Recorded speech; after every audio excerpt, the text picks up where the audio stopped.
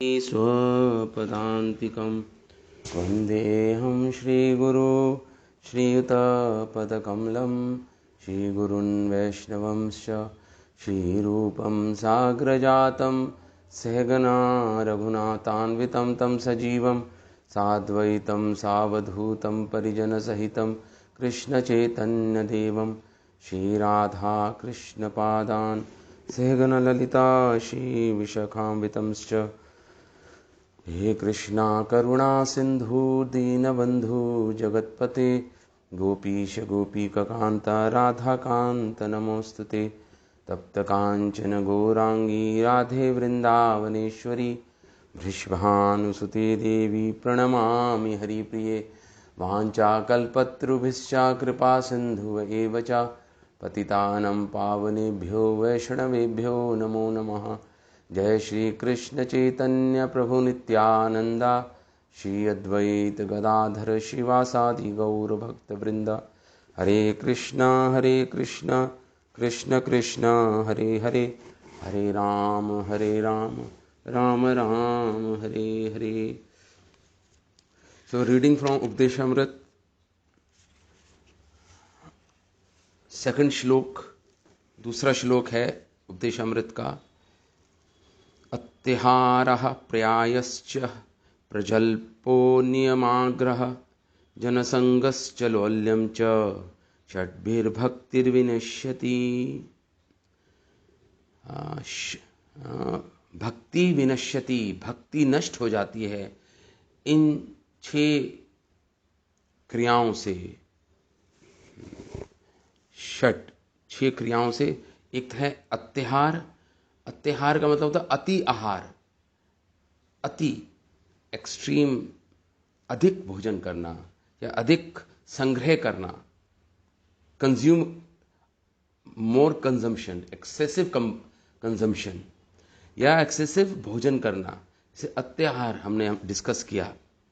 फिर हमने डिस्कस किया प्रयायश्च, ये अति शब्द प्रयास में भी लग जाएगा, अति प्रयास करना, ओवर एंडेवर जिसे बोलते हैं। अत्यधिक उद्यम करना, उद्यम मतलब परिश्रम करना किसी भौतिक वस्तु को प्राप्त करने के लिए, तो उसे बोलते हैं अति प्रयास। ये शब्द वहां पे भी लगेगा। अब वो भी हमने कर चर्चा की। आज हम डिस्कस करेंगे प्रजल्प। तो प्रजल्प में अति शब्द नहीं लगेगा, क्योंकि प्र मतलब जो प्रीफिक्स है प्र, उसका मतलब होता है एक्सेसिव, ज्यादा, अत्यधिक। तो वो प्रजल्प मतलब हो गया अत्यधिक जल्प। प्रजल्प, जल्प मतलब होता बोलना, अत्यधिक। वो हम डिस्कस करेंगे जल्प का क्या अर्थ है। तो प्रजल्प मतलब अत्यधिक जल्प,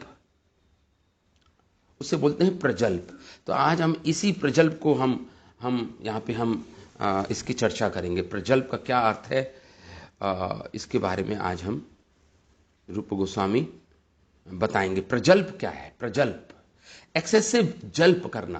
प्र मतलब ज्यादा, जल्प मतलब होता है जल्पना। जल्पना का अर्थ बता रहे हैं पाणिनि मुनि। जल्पना का अर्थ है व्यक्तायाम वाची, मतलब जो वाणी जिसे सुनी जा सके उसे बोलते हैं जल्प। शब्द जो सुना जा सके उसे बोलते हैं जल, ऑडिबल स्पीच जिसे बोलते हैं इंग्लिश में, उसे बोलते हैं जल्प।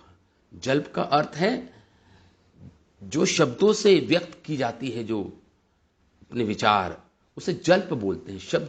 शब्दों के द्वारा जो व्यक्त किया जाता है, ध्वनि के द्वारा। और प्रजल्प का क्या अर्थ हो गया? प्रजल्प का अर्थ है ज्यादा बोलना।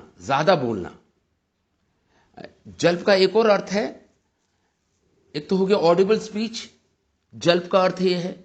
दूसरा एक और अर्थ है जिसे बोलते हैं प्रैटल, जिसे बोलते हैं ना बड़बड़ाना, बैबलिंग। हिंदी में बोलते हैं बड़बड़ाना, बड़बड़ करता रहता है, बकवास करता रहता है, वह भी जल्प का एक और अर्थ है। तो बड़बड़ाना, बैबलिंग करना, प्रैटल जिसे इंग्लिश में बोलते हैं, उससे भी वह किस कैटेगरी में आएगा? प्रजल्प की कैटेगरी में आएगा। बड़बड़ाते रहते हैं, कुछ बकवास करते रहते हैं, हाँ, हिंदी में जिसे, तो वह है प्रजल्प। इसको तो जल्प मतलब प्रैटलिंग करना, बड़बड़ाना, बोलना, हाँ, वो तो बड़बड़ाता रहता है, ऐसे बोलते हैं ना, बड़बड़ करता रहता है, मुझे बकवास करता रहता है। और प्र मतलब एक्सेसिव प्रैटलिंग, एक्सेसिव बोलना, बड़बड़ाना, बैबलिंग करना, उससे प्र शब्द तो प्रीफिक्स लग गया ना, प्र, तो एक्सेसिव हो गया, इसका अर्थ हो गया। तो ये प्रजल्प का अर्थ है। इसको श्री राधा रमन गोस्वामी इसके डेफिनेशन देते हैं, परिभाषा देते हैं, परिभाषित करते हैं प्रजल्प क्या है। कह रहे प्रजल्पो वृथैव तत् तन तन निंदादि वाग आडंबरा। संस्कृत में इसको परिभाषित करते हैं, प्रजल्प क्या होता है। प्रजल्पो वृथैव तन तन निंदादि वाग आडंबरा। प्रजल्प का अर्थ है वृथा मतलब यूजलेस, वृथा मतलब बेकार, यूजलेस, तन तन निंदादि किसी की निंदा करना या बोलना, यूजलेस टॉक करना, यूजलेस बोलना, वृथा, वृथैव, और दूसरा किसी की निंदा करना प्रजल्प है। अपने शब्दों से किसी की निंदा करना, अपनी वाणी से किसी की निंदा करना, फ्रिवलेस क्रिटिसिज्म जिसे बोलते हैं इंग्लिश में, क्रिटिसाइज करना, किसी की निंदा करना, उसे भी बोलते हैं प्रजल्प। प्रजल्प, ये डेफिनेशन राधा रमन गोस्वामी दे रहे हैं। प्रजल्पो वृथैव तन तन निंदा आदि, निंदा करना किसी की, वाग आडंबरा, वो आडंबर करना, वाणी से आडंबर करना मतलब निंदा करना किसी की, या यूजलेस वृथा बोलना, जहां जरूरत नहीं है वहां पे बोलना, या एक्सेसिव बोलना, उसे बोलते हैं प्रजल्प। प्रजल्प। आगे श्रील भक्तिविनोद ठाकुर क्या परिभाषा दे रहे हैं। श्रील भक्तिविनोद ठाकुर प्रजल्प को डिफाइन कैसे कर रहे हैं।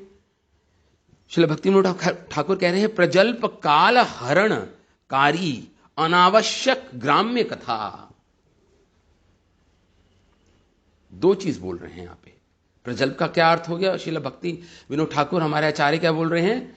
प्रजल्प का अर्थ है काल हरणकारी, अपना समय बर्बाद करना, टाइम वेस्टेज। बोलने हम बोल रहे हैं, समय बर्बादी हो रही है हमारी, समय व्यय हो रहा है, हमारा समय नष्ट हो रहा है हमारा। जब प्रजल्प में क्या होता है? समय नष्ट होता है। और दूसरा अनावश्यक ग्राम्य कथा, आइडल टॉकिंग, संसार की गॉसिप जिसे बोलते हैं, गॉसिप, बस अनावश्यक, जिसकी कोई आवश्यकता नहीं है वहां पे बोलना, गॉसिप करना, संसारिक गॉसिप करना, पिक्चरों की, क्रिकेट की, जो भी बातें करते रहते हैं हम लोग, उसे बोलते हैं ग्राम्य कथा। ग्राम्य कथा मतलब संसारिक कथा, भौतिक कथा, अनावश्यक, उससे बोलते हैं। तो इसको डिफाइन कर रहे हैं श्रील भक्तिविनोद ठाकुर। प्रजल्पा काल हरण, काल का हरण करता है, समय को नष्ट करता है, और अनावश्यक ग्राम्य कथा, थोड़ी ग्राम्य कथा तो जरूरत होती है कभी कभी, लेकिन अनावश्यक ग्राम्य कथा, जितना मिनिमम रिक्वायरमेंट हो उतना ही करना चाहिए बातें, गॉसिप वॉसिप नहीं करनी चाहिए। तो ये इस प्रकार की डेफिनेशन शिला भक्तिविनोद ठाकुर देते हैं प्रजल्प। ये हुआ, इन्होंने ऐड कर दिया समय का अपव्यय, समय को नष्ट करता है ये। इसलिए हमने पहले पढ़ा था कि समय, हमने पहले पढ़ा था ना कि अति आहार क्यों नहीं करना चाहिए, क्योंकि समय, हमारे पास दो ही तो रिसोर्स है हमारे जीवन में, उसमें से एक है समय। धन भी है, लेकिन धन से भी इंपॉर्टेंट है समय, टाइम, क्योंकि हमारे पास इस बॉडी में लिमिटेड टाइम है। ये बात हमने चर्चा की थी। एक निर्धारित समय दिया गया है जीवात्मा को इस शरीर में रहने का। तो इसलिए समय बहुत बड़ी संपत्ति है, हमारा रिसोर्स है समय। तो समय को नष्ट नहीं करना, इसलिए हमने कहा था अति आहार नहीं करना चाहिए, अति संग्रह नहीं करना चाहिए वस्तुओं का। क्यों? क्योंकि समय नष्ट होता है। और फिर हमने डिस्कस किया था कि हमें अत्याहार प्रयास नहीं करना चाहिए, अति प्रयास नहीं करना चाहिए, अधिक ओवर एंडेवर नहीं करना चाहिए हमें किसी भौतिक वस्तु को प्राप्त करने के लिए। क्यों? क्योंकि समय नष्ट होता है, समय नष्ट होता है। हाँ, तो अब यहां पे भी प्रजल्प का अर्थ, प्रजल्प यही बोल रहे हैं, डायरेक्ट बोल रहे हैं भक्तिविनोद ठाकुर, कालहरण, समय को नष्ट करता है ये प्रजल्प, हमारे समय को नष्ट करता है, हमारे समय को नष्ट करता है प्रजल्प। तो श्रील भक्ति सिद्धांत सरस्वती ठाकुर, जो श्रील प्रभुपाद के गुरुदेव हैं, श्रील भक्ति सिद्धांत सरस्वती ठाकुर परिभाषित कैसे करते हैं प्रजल्प को। बोलते हैं वो, ज्ञानी गणेर शास्त्रीय विटंड जन्य पांडित्य, कर्मी गणेर अनुष्ठान प्रियता, अन्य भिलाषिरः इंद्रिय प्रीति मूलक वाक्यावली ई प्रजल्प। प्रजल्प का क्या अर्थ बताते हैं श्रील भक्ति सिद्धांत सरस्वती ठाकुर। ज्ञानी गणेर शास्त्री, जो बड़े बड़े ज्ञानी होते हैं, जो शास्त्रीय ज्ञान रखते हैं और वो शास्त्र ज्ञान को बोलते हैं, और विटंड मतलब विटंड करते हैं। क्या विटंड मतलब होता है? शास्त्रिक, शास्त्रों पे क्या करते हैं, वाद विवाद जो होता है शास्त्रों पे, कोई कह रहा है ये कह रहा है, कोई कह रहा है नहीं इसका अर्थ ये है, शास्त्र के इस वाक्य का अर्थ ये है, वाद विवाद।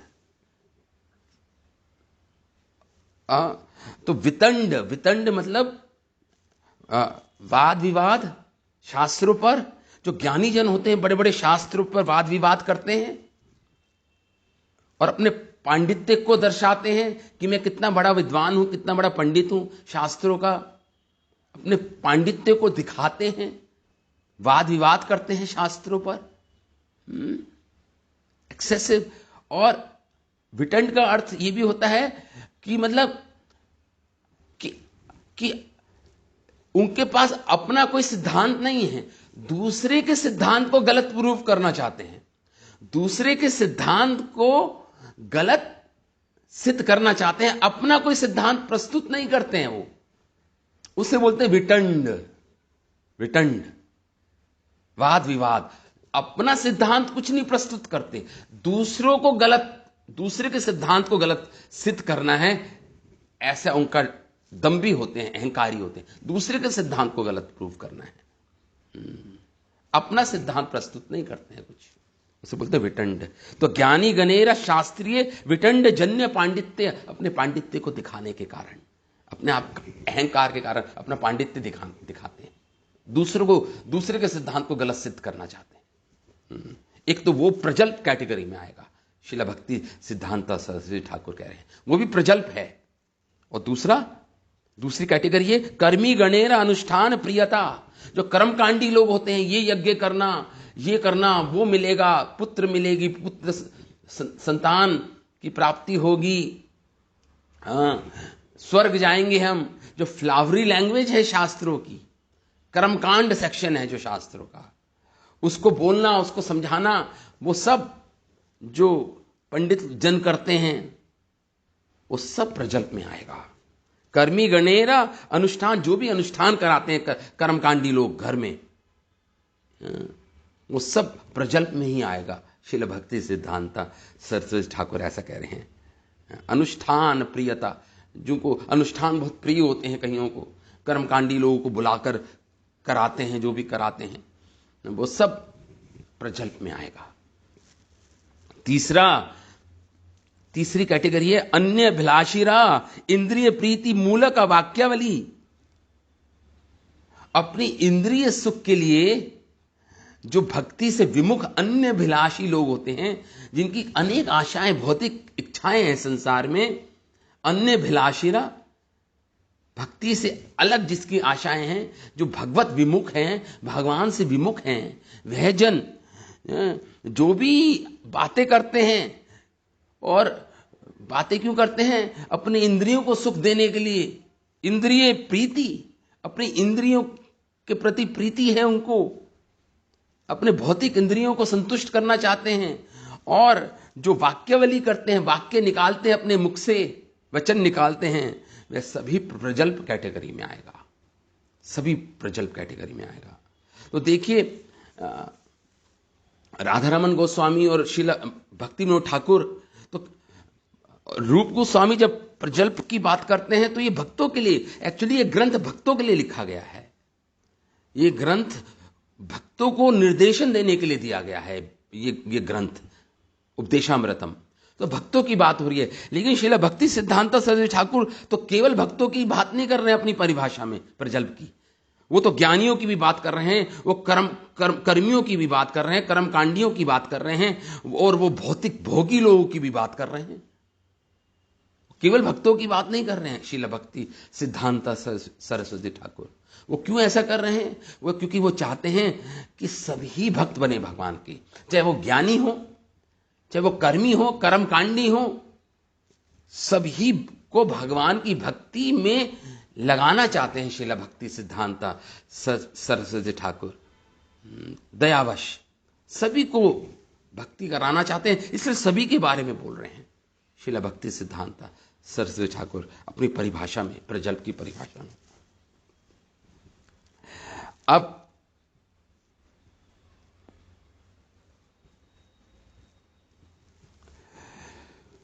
तो हमने जब पढ़ा कि हमें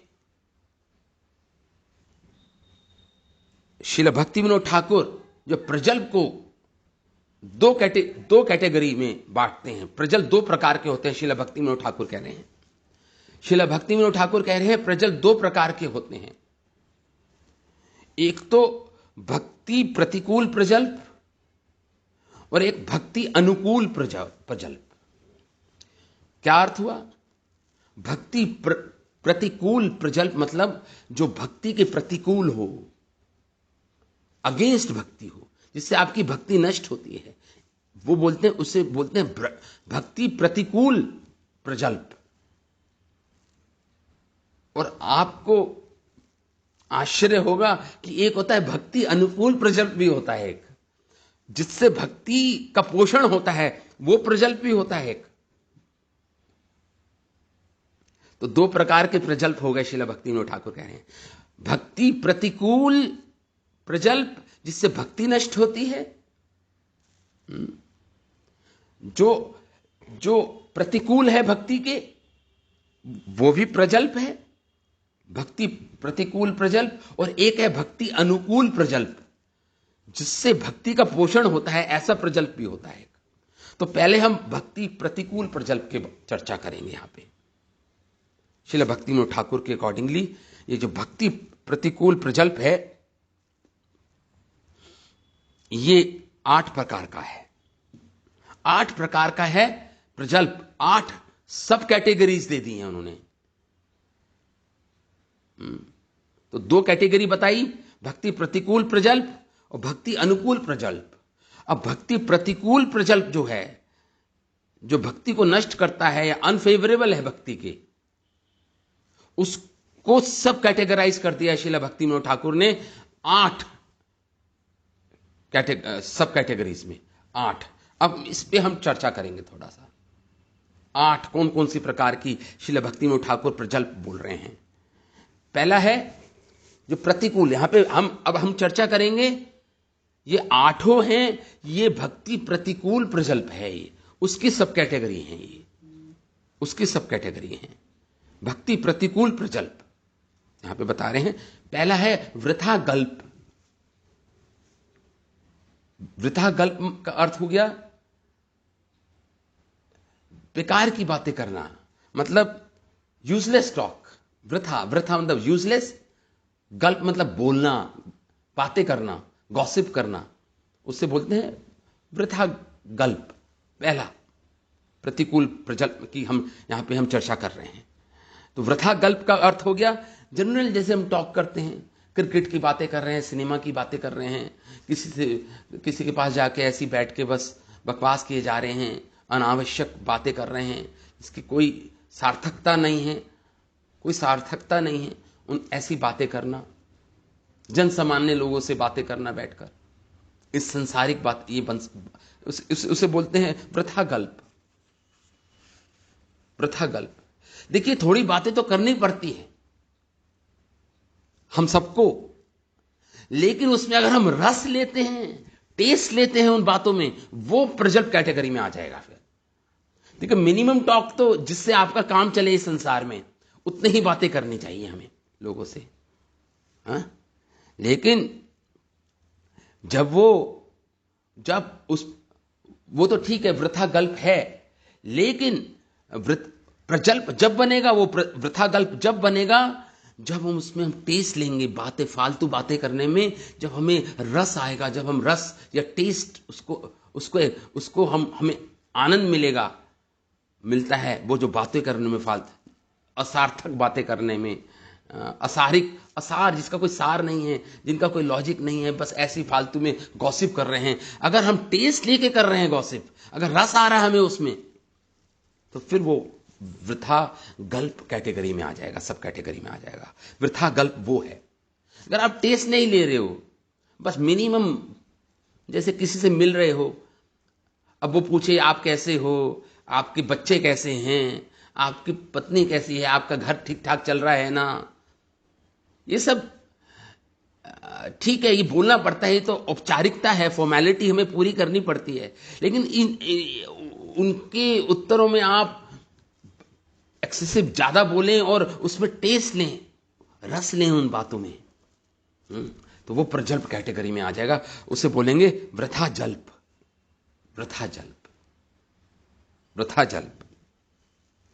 तो और ये वृथा जल्प क्या करेगा? ये वृथा जल्प आपके समय को नष्ट करेगा। ये सबसे इंपॉर्टेंट पॉइंट है।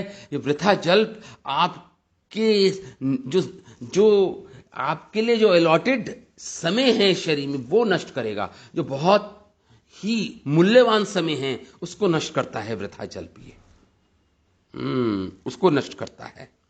हमने पिछले क्लास में भी जब हमने अत्याहार की बात की थी, हमने जब डिस्कस किया था एक श्लोक जो शुक्र नीति में आता है, शुक्राचार्य जो अपनी नीति में लिखते हैं वो श्लोक, अगर आपको याद हो कि हमें समय नष्ट नहीं करना चाहिए, उसके बारे में शुक्राचार्य अपने एक श्लोक नीति, शुक्र नीति है, जैसे चाणक्य नीति होती है, ऐसी एक शुक्र नीति भी है जिसमें उन्होंने बताया है इंपॉर्टेंट बातें। तो अपने समय को अपने समय का अपव्यय नहीं करना, अपने समय को नष्ट नहीं करना, उसके बारे में हमने ये श्लोक पहले भी पढ़ा था। क्या? क्षणशः कणकश चैव विद्याम अर्थम च साधयेत्, क्षणे नष्टे कुतो कुतो विद्या, कणे नष्टे कुतो धनम। क्या? क्षणशः, क्षण, एक एक क्षण को जो हम नष्ट करते हैं, जो टोकन ऑफ टाइम जिसे इंग्लिश में बोल सकते, मतलब टाइम, समय, एक एक क्षण जो हमें बचाना चाहिए, एक एक क्षण, ताकि हम विद्या को अर्जित कर पाए। विद्या को अर्जित वही कर पाता जो अपने एक एक समय को बचाता है, टाइम मैनेजमेंट करना जानता है, वही विद्या को अर्जित कर पाएगा जीवन में, वही नॉलेज को अर्जित कर पाएगा, वही विद्वान बन पाएगा। तो कह रहे क्षणशः, और जो समय एक एक क्षण को बचाता है वो विद्वान बन पाएगा। जो एक एक कण को बचाता है, कण मतलब पैसे को बचाता है एक एक, वो धनी बन पाएगा, वो धनवान बन पाएगा जो एक एक क्षण, एक एक कण को बचाता है। इसलिए जो क्षणे नष्टे, जो क्षण को नष्ट करता है, कुतो विद्या, वो विद्या को कैसे प्राप्त करेगा जीवन में? जो क्षण को नष्ट करता है, और जो कण को नष्ट करता है, कुतो धनम, वो धनवान कैसे बन पाएगा? ये शुक्र नीति में शुक्राचार्य बोल रहे हैं। इसलिए हम जो वृथा जल्प, जो पहली कैटेगरी है भक्ति प्रतिकूल प्रजल्प में, पहली सब कैटेगरी जो है वृथा जल्प, से हमारा समय नष्ट होगा। ये इंपॉर्टेंट पॉइंट है, इसलिए हमें वृथा जल्प नहीं करनी। अब दूसरा आता है भक्ति प्रतिकूल प्रजल्प में दूसरी सब कैटेगरी क्या है? वो है वितर्क करना, मतलब तर्क प्रस्तुत करना।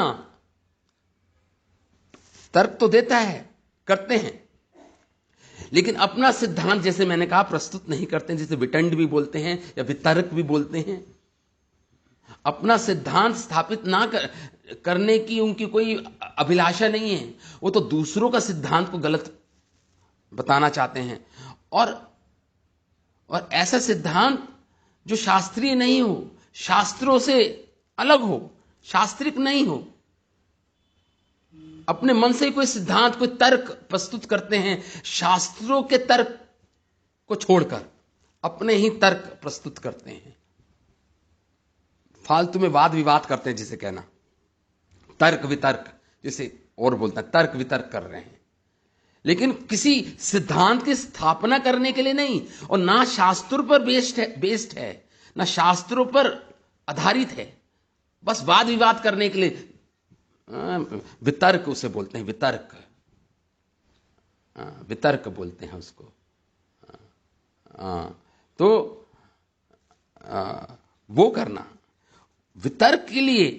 शिला वितर्क क्या है? वितर्क वो भी प्रजल्प कैटेगरी में आएगा। भक्ति प्रतिकूल, जो भक्ति के अनुकूल नहीं है, अनफेवरेबल टू भक्ति, वो वितर्क भी प्रजल्प कैटेगरी में आ जाएगा। शिला जीव गोस्वामी जब भक्ति रसअमृता सिंधु के एक श्लोक पर अपनी कमेंट्री लिख रहे हैं, तो वो वितर्क के बारे में बताते हैं हमें। शिला जीव गोस्वामी कहते हैं, पूर्व अपरा विरोधेन को न अर्थो अभिमतो भवेत इति आद्यम उहणम तर्कः शुष्क तर्कम तु वर्जयेत। वो तर्क ठीक है, वो तर्क एक होता है, तर्क एक होता है वितर्क। तर्क वो सही है, श्री जीव गोस्वामी कह रहे हैं वो तर्क सही है, जिसमें जो शास्त्रों में कॉन्ट्रडिक्शंस हैं, मतलब जो शास्त्रों में अलग अलग पॉइंट्स दे रखे हैं, अलग अलग निर्देश दे रखे हैं, उनका समन्वय करना, उनको एक लाइन में लाना है कि वो सब एक ही लाइन में है। मतलब दो तर्क जो शास्त्रों के हैं वो एक दूसरे से अपोजिट नहीं है। वो जो शास्त्रों के निर्देश है, कोई ऐसा निर्देश दे रहा है और कोई उसी निर्देश को दूसरी तरह से दे रहा है। कोहेरेंस लाना, शास्त्रों में समन्वय करना, समझ रहे हैं आप? अलग अलग निर्देशों, शास्त्रों के जो निर्देश हैं उनको समन्वय करने का क्या अर्थ हो गया? मतलब जो उनके अंदर कॉन्ट्रडिक्शंस हैं, कॉन्ट्रडिक्शंस क्या बोलेंगे हिंदी में, जो विरोधाभास है, जो विरोधाभास है, कॉन्ट्रडिक्शंस है शास्त्रों में, कि ये तो विरोधाभास आ गए। दो निर्देश दे रहा शास्त्र, दो प्रकार के निर्देश दे रहे हैं, और हमें लगेगा कि इन दोनों में तो विरोधाभास है।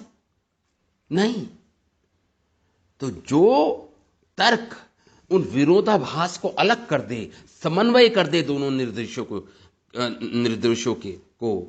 शास्त्रों के निर्देशों को जो समन्वय कर दे, एक लाइन में डाल दे, समन्वय कर दे, विरोधाभास को हटा दे दोनों निर्देशों में, वह तर्क होता है, वह असली तर्क होता है। लेकिन यहां पे जो वितर्क बात कर रहे हैं, वितर्क वो है शुष्क तर्क, ड्राई तर्क, जिसमें कोई सिद्धांत नहीं, कोई शास्त्रीय ज्ञान नहीं, जिसका केवल लक्ष्य है अपनी अहंकार, अपने मत को बढ़ाना, अपने आप को सही प्रूव करना, जिसमें कोई सिद्धांत, शास्त्रिक सिद्धांत नहीं है। जो फालतू में जो आप बाहर जाते हैं तो तर्क वितर्क करते रहते हैं ना लोग, वैसे ही फालतू में तर्क वितर्क करेंगे। लेकिन शास्त्र के सिद्धांतों पर बेस नहीं है उनका वो तर्क वितर्क, और ना ही वो शास्त्रों में जो विरोधाभास है उनका समन्वय करने के लिए है वो तर्क, वो नहीं।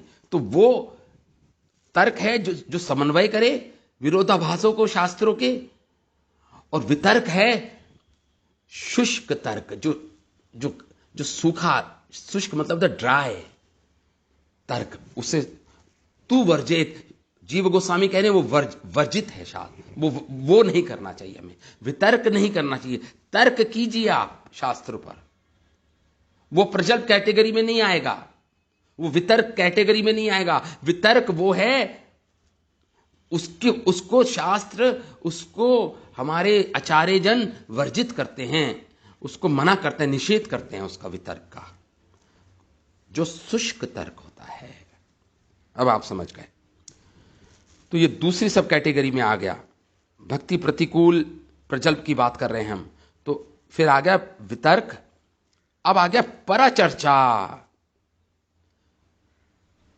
परचर्चा मतलब दूसरों की चर्चा करना, दूसरों की फालतू की चर्चा करना। देखिए थोड़ी करनी पड़ती है, दूसरों के बारे में पूछना पड़ता है, करना पड़ता है, लेकिन अगर आप उसमें रस ले रहे हो, दूसरों की बातें करने में, फलाना फलाना ये था, उसकी ये हो गया, उसको ये हो गया, उसके घर में देखो ये हो गया, उसका देखो डाइवोर्स हो गया, उसको ये देखो उसका ये हो गया, फालतू की बातें करना, बकवास करना दूसरों के बारे में, उससे बोलते हैं परचर्चा। परचर्चा वो भी प्रजल्प कैटेगरी में आएगा, परचर्चा। और परदोष अनुसंधान, और चौथी कैटेगरी है, एक तो परचर्चा और एक पर दोष अनुसंधान, दूसरों के दोषों का अनुसंधान करना। अनुसंधान मतलब होता रिसर्च, दूसरों को दोषों को निकालना, दूसरों के दोषों पर चर्चा करना। अरे वो तो ऐसा है, वो तो फलाना ऐसा है, वो फलाना ऐसा है, दूसरों के दोषों की चर्चा करना, वो प्रजल्प कैटेगरी में आएगा। फाइंडिंग फॉल्ट्स, दूसरों के गुणों को भी दोषों के रूप में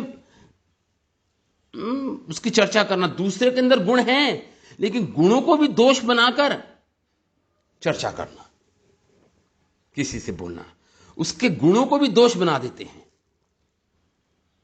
उसके गुणों को भी दोष बना देते हैं, उसे बोलते हैं परदोष अनुसंधान। ये चौथा परदोष अनुसंधान, तीसरा है परचर्चा और चौथा है परदोष अनुसंधान, दूसरों की गलतियां निकालना फालतू में, और दूसरों के बारे में फालतू में बोलना और उसमें रस लेना, यह प्रजल्प कैटेगरी में आएगा। इसके बारे में बता रहे हैं श्रील भक्तिविनोद ठाकुर कि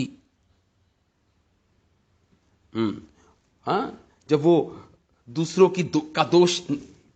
का दोष निकालते हैं, फॉल्ट फाइंडर्स होते हैं, या दूसरों के बारे में गॉसिप करते हैं, फालतू बकवास करते हैं, उनके लिए शास्त्रों में एक श्लोक कोट कर रहे हैं यहां पे, सुभाषित वल्लभ देव एक आचार्य हैं, वो कहते हैं प्रायः प्रकाशताम याति मलिना साधु भाद्या न अग्रशिष्यता चेत अर्कम को ज्ञास्यास्मि का सुतम।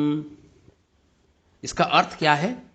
इस श्लोक का अर्थ है कि जो लोग दूसरों की निंदा करते हैं या दूसरों का फॉल्ट दोष निकालते हैं या दूसरों के बारे में फालतू बातें करते हैं, वो कैसे होते हैं? वो प्रायः प्रकाशताम याति मलिना साधु भाते, वो अब दूसरों की निंदा या किसी साधु जन या किसी के दोष को निकालकर वो ये जताना चाहते हैं कि वो इस संसार में उपस्थित हैं, अपनी प्रेजेंस को फेल्ट कराना चाहते हैं, अपनी उपस्थिति को की अनुभूति कराना चाहते हैं। देखो हम दोष निकाल रहे हैं, देखो कितने बड़े हम हैं, हम भी हैं, हमारा भी कुछ अस्तित्व है।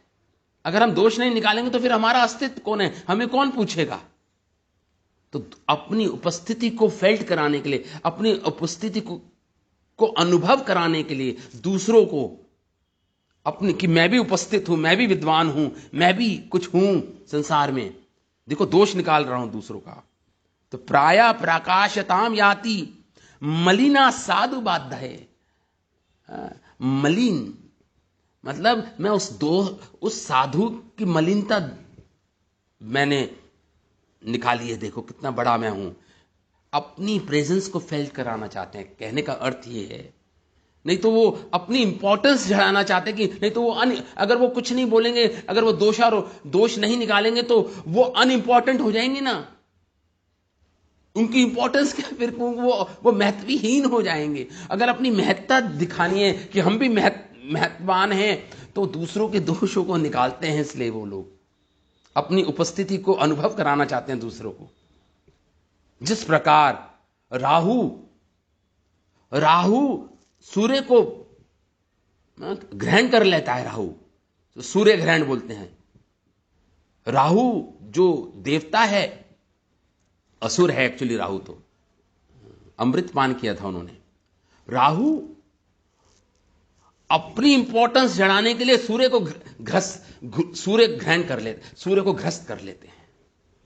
नहीं तो राहु को कौन जानेगा। अगर राहु सूर्य ग्रहण नहीं हो तो राहु को कौन समझ पाएगा, फिर राहु को तो कोई जानने का प्रयास भी नहीं करेगा। इसलिए राहु कहेगा, राहु ने सोचा कि भाई मेरा भी तो कोई महत्व है, मेरा भी तो कोई महत्व है। राहु कहता है मेरा भी, अगर मैं अपने महत्व को जताऊंगा, मैं कैसे जताऊंगा, मैं ऐसे करता हूं सूर्य को ग्रहण कर लेता हूं। तो लोग कहेंगे ये कैसे हो गया सूर्य ग्रहण, तो फिर मेरी भी चर्चा करेंगे लोग कि राहु के कारण सूर्य का ग्रहण लगा है, राहु के कारण सूर्य का ग्रहण हुआ है। तो मैं भी फिर मेरा भी महत्व हो जाएगा। फिर लोग मुझे भी जानेंगे, मेरी उपस्थिति को भी अनुभव करेंगे जब मैं सूर्य को ग्रस लूंगा। तो ऐसे ही लोग होते हैं। को ज्ञास्यात् सिंहिका, नहीं तो कौन जानेगा राहु को अगर वो सूर्य को ग्रहण नहीं करेगा। इसी प्रकार जो लोग दूसरों को दोषों को नहीं निकालेंगे, साधुओं के दोषों को में दोष नहीं निकालेंगे, तो वो समझते हैं ऐसे लोग, तो फिर उनका महत्व क्या रह जाएगा। ऐसी उनकी दुर्भावनाएं होती हैं, ऐसी उनकी भावनाएं होती हैं। तो इसे बोलते हैं परदोष। ये भी प्रजल्प कैटेगरी में आएगा। सब प्रजल्प है ये। दूसरों के दोष निकालना और वृथा बातें करना, व्यर्थक बातें करना, ये सब प्रजल्प कैटेगरी में आएगा। और वो भी भक्ति प्रतिकूल प्रजल्प, जो भक्ति के अनफेवरेबल है, भक्ति के जो भक्ति नष्ट करने वाला वो प्रजल्प, ये प्रजल्प कैटेगरी में आएगा। ये तो हमने 4 पढ़ लिए। श्रील भक्तिविनोद ठाकुर जो एनलिस्ट कर रहे हैं, पर चर्चा हो गई, पर दोष अनुसंधान हो गया। अब 5वां है वाद अनुवाद। वाद अनुवाद, डिबेट्स करना फालतू के, वाद अनुवाद करना, डिबेट्स करना। दूसरों को जीतने के लिए, दूसरों को नीचा दिखाने के लिए डिबेट करना। क्या हो, हम करते हैं शास्त्रार्थ करते हैं। आओ हम शास्त्रार्थ करते हैं। दूसरों को हराने के लिए शास्त्रार्थ करते हैं। उनका उद्देश्य होता है दूसरों को हराना और अपने अहंकार को और दृढ़ कर देना। शास्त्रार्थ करते हैं। आइए देखिए, शिला जब चैतन्य महाप्रभु यंग एज में, जब चैतन्य महाप्रभु क्या करते थे, गदाधर पंडित को पकड़ लेते थे चैतन्य महाप्रभु, और गदाधर पंडित को पकड़ते थे और कहते थे, और एक श्लोक लेते थे, न्याय शास्त्र का एक श्लोक लेते थे चैतन्य महाप्रभु। चैतन्य महाप्रभु न्याय शास्त्र का एक श्लोक लेते थे और गदाधर पंडित को पकड़ लेते थे। गदाधर पंडित से कहते थे, चलो गदाधर पंडित, आज शास्त्रार्थ करो मेरे साथ इस श्लोक पर। न्याय शास्त्र के श्लोक का आज हम शास्त्रार्थ करते हैं। तो गदाधर पंडित ना महाप्रभु से छुप छुप के भागते थे इधर उधर। जब महाप्रभु को देखते थे दूर से आ रहे तो छुप जाते थे, इधर उधर भागते थे, और महाप्रभु पकड़ लेते थे गदाधर पंडित को। ये तो खैर महाप्रभु की लीलाएं हैं। तो महाप्रभु कहते थे उस समय कि गदाधर पंडित, एक दिन ऐसा आएगा कि मैं शास्त्रार्थ नहीं, मैं भक्ति सिखाऊंगा संसार को। मैं वैष्णवों को भक्ति सिखाऊंगा, मैं भक्ति का प्रचार करूंगा, शास्त्र का नहीं, शास्त्रज्ञ नहीं बनूंगा मैं केवल। ऐसे बोलते थे मतलब चैतन्य महाप्रभु ऐसे बोलते थे, गौरांग महाप्रभु। गदाधर पंडित, एक दिन समय आएगा जब तुम सब मेरे पीछे पीछे भागोगे और मैं तुम सबको भक्ति के मार्ग में आगे ले जाऊंगा, उन्नति कराऊंगा। क्योंकि गदाधर पंडित तो भक्त थे बेचारे। तो महाप्रभु की लीलाओं में महाप्रभु पहले ही ऐसे ही थे, वाद विवाद, लीला का पाठ था उनके, ऐसे लीला कर। उसके बाद जब वो माँ अपने पिता का तर्पण पिंडदान करने जब गया, उसके बाद महाप्रभु ने पूर्ण रूप से नाम संकीर्तन भक्ति का प्रचार किया महाप्रभु ने। तो वाद विवाद, दूसरों को जीतना, इसके बारे में हमारे आचार्य लिख रहे हैं। वाद विवाद के बारे में कह रहे हैं, अपने शास्त्रिक नॉलेज, जिसको शास्त्रों का ज्ञान है, उससे वो क्या विद्या ददाति विनयम, विद्या से तो कोई नम्र बन जाता है, हम्बल बन जाता है। विद्या से और उसकी एरोगेंस, उसका और दंभ नहीं वर्जित हो, और दंभ बढ़ना नहीं चाहिए, अहंकार नहीं आना चाहिए। विद्या ददाति विनयम, विनयशील बन जाना चाहिए और विनम्र बन जाना चाहिए, जिसके पास जितनी विद्या है, नॉलेज है, ज्ञान है शास्त्रों का। यह श्लोक बोल रहा है, सुभाषित रत्न भंडागारम एक ग्रंथ है, उसमें एक श्लोक आता है, मद शमनम शास्त्रम खलानाम कुरुते मदम। अरे मद जो अहंकार होता है हमारा, मिथ्या अहंकार, उपशमम, उसको तो उस अहंकार नष्ट होना चाहिए। किससे? शास्त्रों का ज्ञान से। शास्त्रम मद उपशनम शास्त्रम, जो अहंकार है, मिथ्या अहंकार है या दंभ है हमारा, वो तो कम होना चाहिए ना, वो तो नष्ट होना चाहिए अहंकार। किससे? शास्त्रिक नॉलेज से, शास्त्रीय ज्ञान से। लेकिन जो मूर्ख जन होते हैं, जो दुष्ट जन होते हैं, वो खलानाम कुरुते मतलब उनका दंभ और बढ़ जाता है, उनका अहंकार और बढ़ जाता है शास्त्रीय ज्ञान से। जो खलानाम कुरुते मदम, वो और मद बढ़ जाता है, मतलब अहंकार बढ़ जाता है। खलानाम मतलब जो मूर्ख, जो दुष्ट जन होते हैं शास्त्रीय ज्ञान से, और वो उनका मद बढ़ जाता है। नष्ट होना चाहिए था, उपशमम होना चाहिए था मद का। उपशमम मतलब कम होना चाहिए था या नष्ट हो जाना चाहिए था अहंकार, लेकिन और बढ़ जाता है खल लोगों का। चक्षु प्रकाशताम तेजा उलुकानम इवांधताम। उदाहरण दे रहे हैं, जिस प्रकार जब सूर्य उदय होता है, जब सूर्य उदय होते हैं तो संसार प्रकाशित हो जाता, सबको सब कुछ दिखना शुरू हो जाता है। और जब सूर्य उदित होते हैं तो सबको सब कुछ दिखना शुरू हो जाता है, दृश्यमान हो जाता है सारी जगत। लेकिन उल्लू अंधा हो जाता है जब सूर्य उदय होते हैं तो उल्लू जो होता है, उल्लू का नाम इवांधताम, उल्लू अंधा हो जाता है, कुछ नहीं देख पाता। जो सूर्य उदय होता है तो उल्लू को रात को दिखाई देता है, दिन में दिखाई नहीं देता उल्लू को कुछ भी। ये शास्त्र बोल रहे। सुभाषित रत्न भंडागारम में लिखा है, उसी प्रकार जिस प्रकार सूर्य के उदय होने से उल्लू अंधा हो जाता है, उसी प्रकार शास्त्रीय ज्ञान जब किसी में आता है तो उसका मद, उसका एरोगेंस, उसका अहंकार कम हो जाना चाहिए। लेकिन जो उल्लू जैसे मूर्ख जन होते हैं, दुष्ट जन होते हैं, उनका अहंकार और बढ़ जाता है। तो ये उदाहरण दे रहे हैं, वाद विवाद के बारे में हम बात कर रहे हैं यहां पे। वाद विवाद, वाद अनुवाद, दूसरों डिबेट करना, दूसरों को जीतने के लिए, दूसरों को नीचा दिखाने के लिए, दूसरों को हराने के लिए शास्त्रार्थ करना, वो उल्लू की तरह हैं। ये प्रजल्प कैटेगरी में आएगा। वाद अनुवाद ये प्रजल्प है, प्रजल्प। फिर 5 हो गए। छठा है मिथ्या जल्पना। मिथ्या जल्पना मतलब झूठ बोलना। देखिए, थोड़ा झूठ तो सबको बोलना पड़ता है।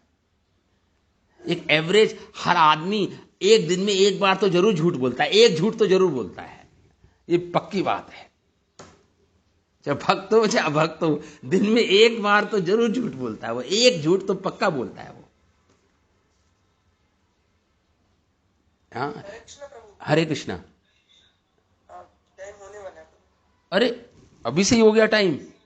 ओ कृष्णा, अभी तो प्रभु जी 9:10 पे शुरू किया था, मतलब 8:10 पे शुरू किया था ना, तो 9:05 तक तो 9:05 तक चलूंगा मैं। ठीक।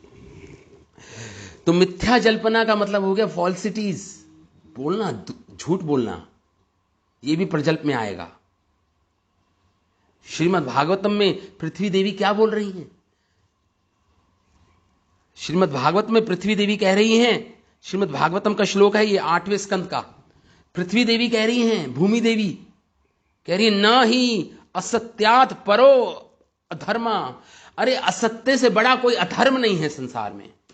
जो असत्य बोलते हैं उससे बड़ा कोई अधर्मी नहीं है संसार में। पृथ्वी देवी श्रीमद् भागवतम में कह रही हैं, न ही असत्यात परो अधर्मा, उससे बड़ा कोई अधर्मी नहीं है जो असत्य बोलता है।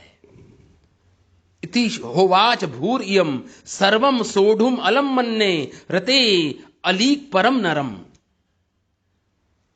वह जो असत्य भाषी हैं, जो असत्य बोलते हैं, वह क्या है? वो मेरे ऊपर बहुत बड़े बोझ हैं।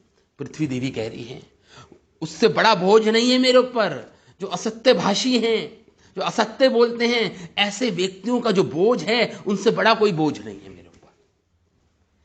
असत्य व भाषी लोगों का सबसे बड़ा बोझ मैं ढो रही हूं, पृथ्वी देवी कह रही हैं श्रीमद् भागवतम में।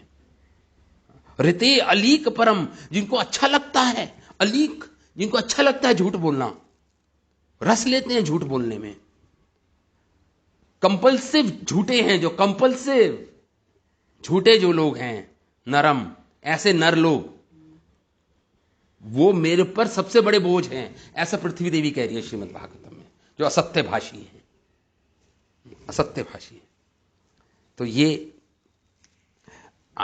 भक्ति विनोद ठाकुर, ये छठा हमारा हो गया। अब 7वां है साधु निंदा। ये भी प्रजल्प कैटेगरी में आएगा।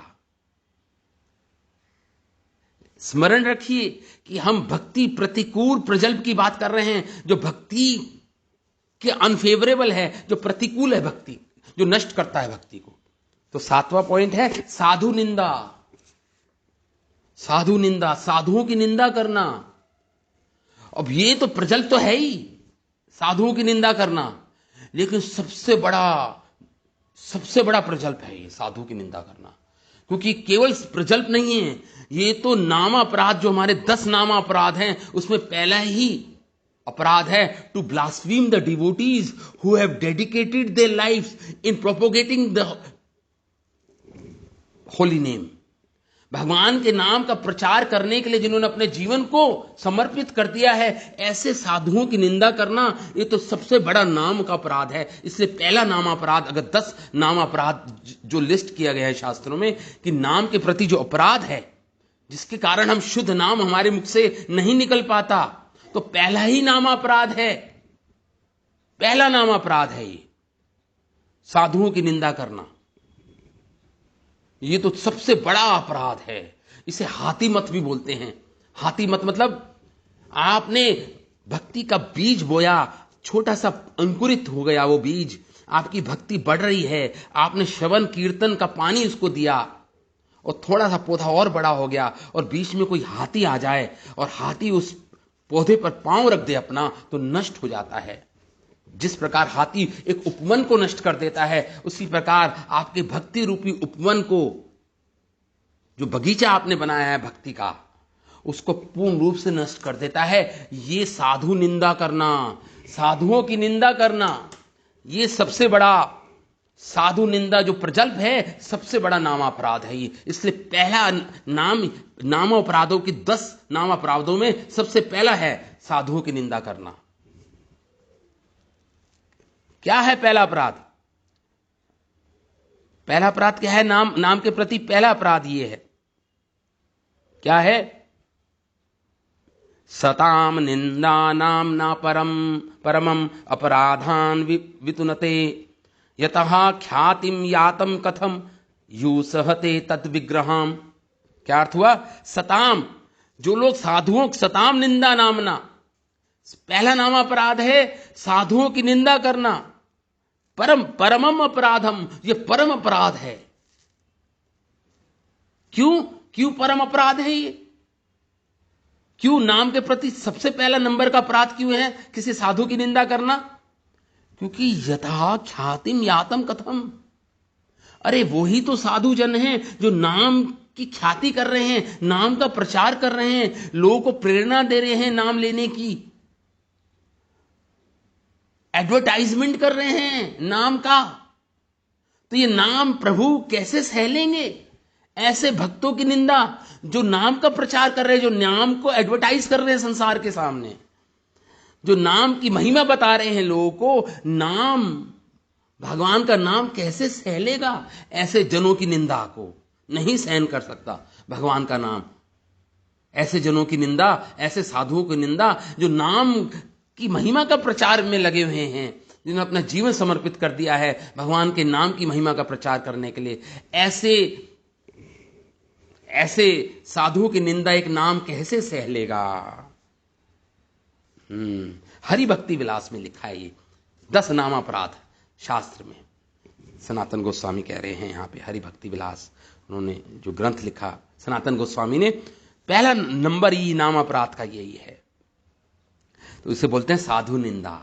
ये तो केवल समय ही नहीं नष्ट करेगा, ये तो है ही, समय नष्ट तो करेगा ही, लेकिन सबसे बड़ा है ये, सबसे पहले नंबर का नाम अपराध है ये। तो और भी डेडली है, और भी खतरनाक है ये तो साधु निंदा। तो सबसे ज्यादा प्रजल्पों में सबसे ज्यादा खतरनाक अगर कोई है, अगर डेंजरस कोई आपकी भक्ति के लिए है, तो ये है साधु निंदा। पहला नाम अपराध है। आखिरी 8वां है ग्राम्य कथा। जो प्रजल्प किसी दूसरी कैटेगरी में नहीं आता, एक ग्राम्य कथा मतलब गॉसिप, संसारिक बातें, लूज टॉक्स, इस संसार की बातें करना फालतू की, वो सब ग्राम्य कथा में आ जाएगा।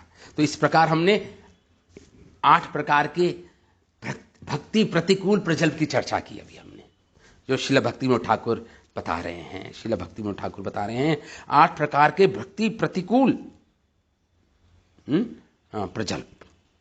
अब आ जाइए भक्ति अनुकूल प्रजल्प। बस लास्ट टॉपिक रह गया, 5 मिनट और चाहिए होंगे पूरे, बस मैं इस टॉपिक को खत्म कर दूंगा। भक्ति अनुकूल प्रजल्प, जो भक्ति के फेवरेबल है। ऐसा भी कोई प्रजल्प है जिससे भक्ति का पोषण हो, भक्ति का वर्धन हो, ऐसा भी कोई प्रजल्प है? तो श्रीमद् भागवतम में आता है एक श्लोक, तत् दर्शनम स्पर्शनम अनुपथ प्रजल्प। प्रजल्प शब्द आ गया वहां पे। शय्या आसन अनशन सयूना संपिंड बंधा। जब भगवान कृष्ण, ये आध्यात्मिक जगत का प्रजल्प है, ये देखिए भगवान कृष्ण के साथ उनके सखागण क्या कर रहे हैं? भगवान के दर्शन कर रहे हैं, भगवान को स्पर्श कर रहे हैं, भगवान के साथ खेल रहे हैं, भगवान के पथ पर चल रहे हैं, प्रजल्प कर रहे हैं भगवान से हंसी मजाक कर रहे हैं, वो फालतू भगवान से कर रहे हैं, भगवान कृष्ण से आध्यात्मिक जगत में, या जब वृंदावन में भगवान थे प्रजल्प कर रहे हैं। वो तेजी से गालियां देते हैं और फिर वो इको होके आती है वो गाली, ये प्रजल्प है ना सब। लेकिन आध्यात्मिक जगत में ये सबसे बड़ा आनंद है, इसे आध्यात्मिक प्रजल्प बोलते हैं। भगवान के धाम में भी ये प्रजल्प है, भगवान के सखा गोपियां जन भगवान के साथ प्रजल्प कर रही हैं, भगवान के सखा भगवान के साथ प्रजल्प कर रहे हैं और बड़ा आनंद उठा रहे हैं, भगवान के साथ सो रहे हैं, भगवान के साथ प्रसाद पा रहे हैं। ऐसा ये संबंध है भक्तों का और भगवान का आध्यात्मिक जगत में। वो भी प्रजल्प है, लेकिन वो आध्यात्मिक प्रजल्प है, वो स्पिरिचुअल प्रजल्प जिसे बोलते हैं। हाँ, और इसलिए रूप गोस्वामी ने भक्ति रसमृता सिंधु ग्रंथ में 10 प्रकार के प्रजल्प बोले हैं। आध्यात्मिक प्रजल्प की बात कर रहे हैं रूप गोस्वामी। भक्ति रस अमृता सिंधु ग्रंथ में 10 प्रकार के प्रजल्प बोल रहे हैं। आध्यात्मिक प्रजल्प 10 प्रकार के प्रजल्प, परिजल्प, विजल्प, उजल्प, समजल्प, अवजल्प, अभिजल्प, आजल्प, प्रतिजल्प, सुजल्प। ये 10 प्रकार के आध्यात्मिक प्रजल्प हैं जो भगवान के साथ भक्तों के संबंध से संबंधित हैं। हाँ, भगवान की भक्ति से संबंधित है। तो पहला ही नंबर आ गया प्रजल्प, जिसकी हम चर्चा कर रहे हैं ये। लेकिन ये वाला प्रजल्प नहीं है जो भक्ति के प्रतिकूल है, ये वो वाला प्रजल्प है जो भक्ति के अनुकूल है, जो भक्ति को बढ़ाता है, भगवान से हमारा संबंध और घनिष्ठ करता है, भगवान से हमारा प्रेम का जो आदान प्रदान होता है भगवान से भक्तों का, उसको वर्धित करता है, उसमें आनंद, उसमें रस उत्पन्न करता है ये प्रजल्प। इसलिए नील उज्ज्वल नीलमणि श्लोक में असूयेर मद युजहा प्रजल्प वो है। आध्यात्मिक प्रजल्प की डेफिनेशन दे रहे हैं, श्रीमद् भागवतम में आती है। क्या है आध्यात्मिक प्रजल्प? जो भक्ति के अनुकूल है जो प्रजल्प, क्या है आध्यात्मिक प्रजल्प? कह रहे हैं अयुसूरा मद युजा। जब राधा रानी प्रतीक्षा कर रही होती है कृष्ण की कुंज में आने की, और भगवान विलंब किसी और कुंज में चले आते हैं, तब उस समय राधा रानी प्रजल्प करती हैं कि कृष्ण कहीं और चले गए हैं, कृष्ण कहीं और चले गए हैं।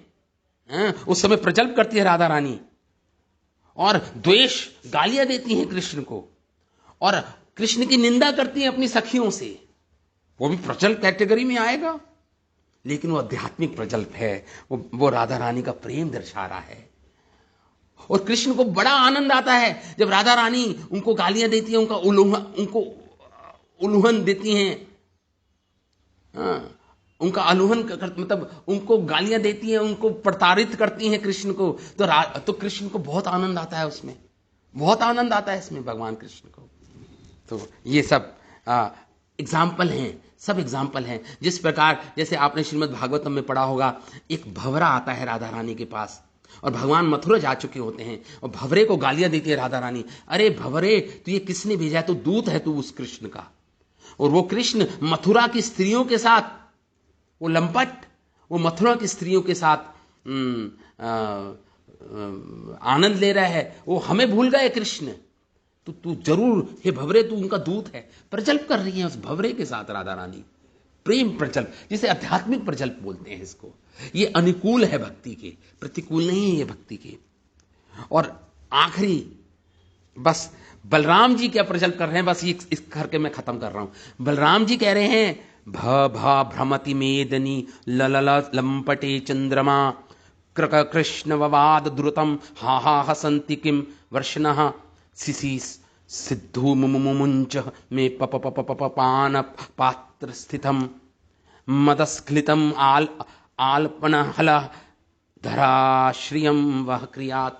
बहुत सुंदर श्लोक है ये, भक्ति रसमता सिंधु में रूप गोस्वामी बलराम जी के प्रजल्प की बात कर रहे हैं। यहाँ पे आध्यात्मिक प्रजल्प की बात कर रहे हैं। यहाँ पे बलराम जी क्या बोल रहे हैं कि भव भ्रमति, बलराम जी ने वारुणी पी ली है, नशे में है बलराम जी, भगवान बलराम नशे में है, वारुणी पीकर कह रहे भव भ्रमति। अरे ये तो भव मतलब ये तो बोल नहीं पा रहे हैं, कह रहे हैं भव भ्रमति, ये पूरी ये पृथ्वी उल्टी क्यों, ये पूरी पृथ्वी घूम रही है, ये तो भ्रमति घूम रही है, नशे में है बलराम जी, और उसमें प्रजल्प कर रहे हैं बलराम जी, कह रहे हैं भव भ्रमति, ये पृथ्वी घूम रही है।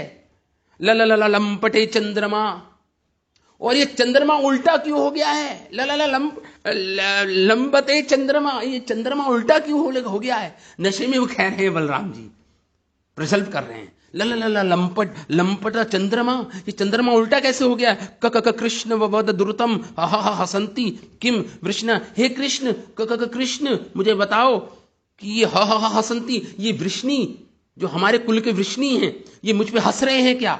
ह ह ह हसंती, ये क्या हंस रहे हैं मुझ पर? सिद्धू मुंचा, मुझे दो और दो क्या?